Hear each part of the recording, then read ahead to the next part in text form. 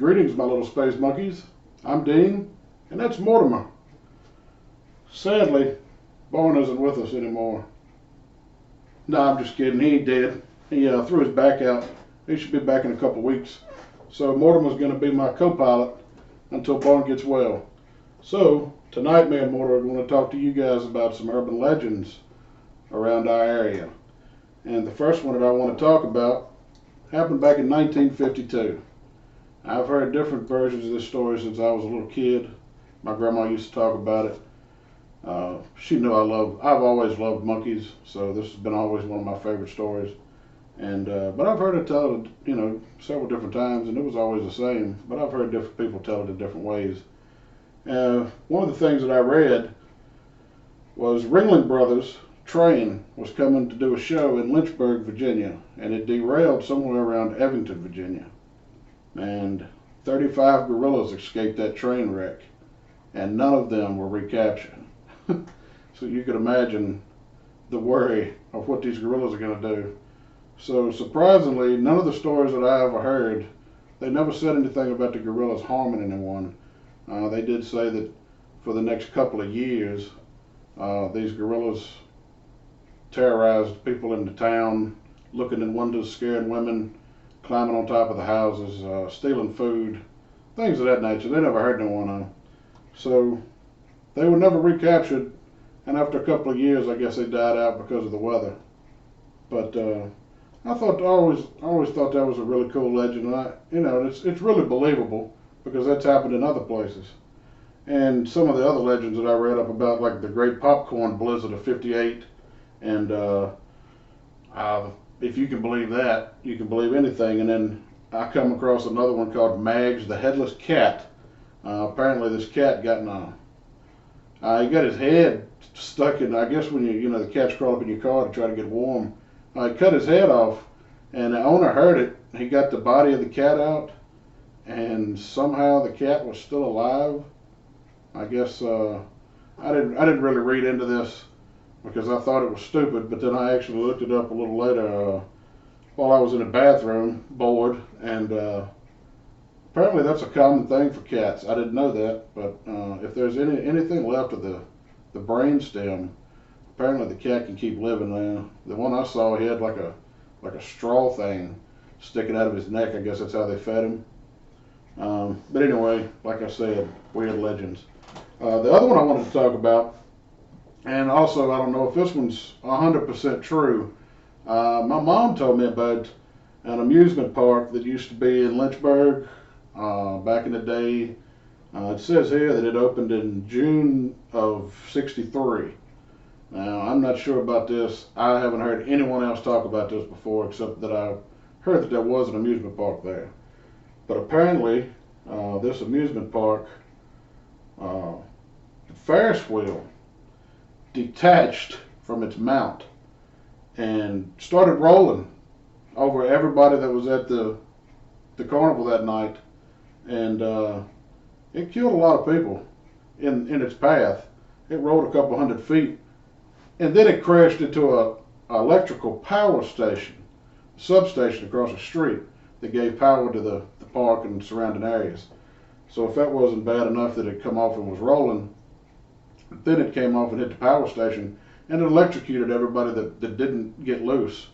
And it ended up killing 46 people that were unable to free themselves. And there was one survivor, and the park closed the very next day.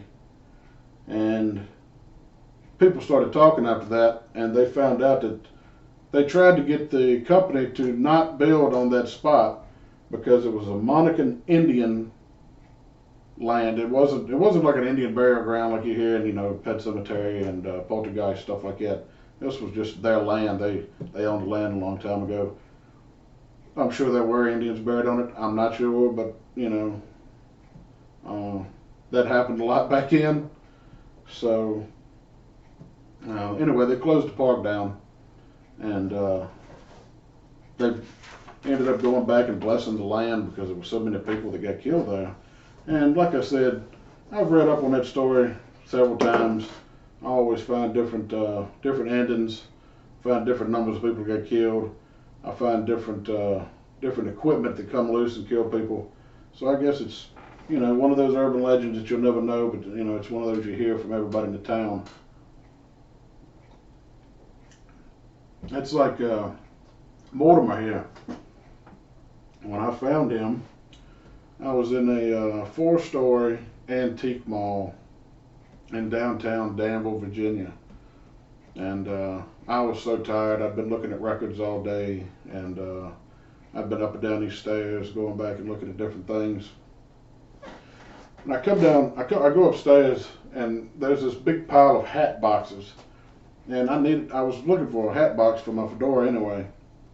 So I'm digging through trying to find one that looks, you know, halfway like a man's hat box. And lo and behold, I knocked a bunch of them over, and there he was, sitting there wearing his fedora. It looks just like mine. So I had to have him.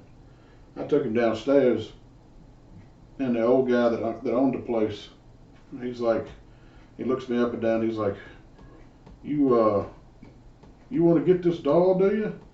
I was like, yes, sir. I know it's a little weird that, you know, a big guy like me wants to buy a doll, but I've always wanted one of these to add to my collection of weird things that I have around the house. And he tried to talk me out of it. He didn't tell me like where the doll come from or anything, but he said it caused some trouble on several of the other floors. That's why he put it up there and pretty much hid it from everybody. I don't know why he didn't throw it away. I don't know, maybe he thought it was bad luck, but or poor taste. But anyway, I'm glad he didn't. And Mortimer's been with me for a couple of years now. I haven't had any problems with him. He's moved a couple times. Not saying that that's anything supernatural, but I know he moved one time while Barnes' wife was over here, and she will not come back at my house anymore because he scared the shit out of her. So, all right, well, I just wanted to do a short podcast tonight, and I wasn't really, I didn't do a lot of research on this. You know, I could have added a bunch more stories, but it's kind of hard to do it without Barney. You know, Mortimer's my wingman, but he doesn't talk a lot. So this is the first time with me doing my podcast by myself. So I'm practicing, and you guys give me your feedback. Let me know what you think. Let me know if you want me to do some more podcasts with Mortimer, or if you want us to keep him in the show with me and Barn. But your feedback's always welcome. If you have any urban legends around this area, any stories that your grandparents told you or you've heard over the years, go to our Facebook page, send us a message on there, put it in the comments section on YouTube, or you can send it through our email, however you want to do it. And if you guys have anything really important that you want to talk about, you can come on the show and tell it. So with that being said, I want to thank you guys. We've got 620 some likes on Facebook. I'm trying to get the YouTube likes up. So if you guys like our videos, I don't even know if you're watching them or not, but I'm trying to advertise my best I can. Like I said, we're just starting out. But if you could subscribe to our page, it'll help us get, you know, the more subscriptions we get, the better videos we can make, and we'd really appreciate it. So with that being said, I'm Dean, that's Mortimer, and this is the Intergalactic Kegger. Later, guys.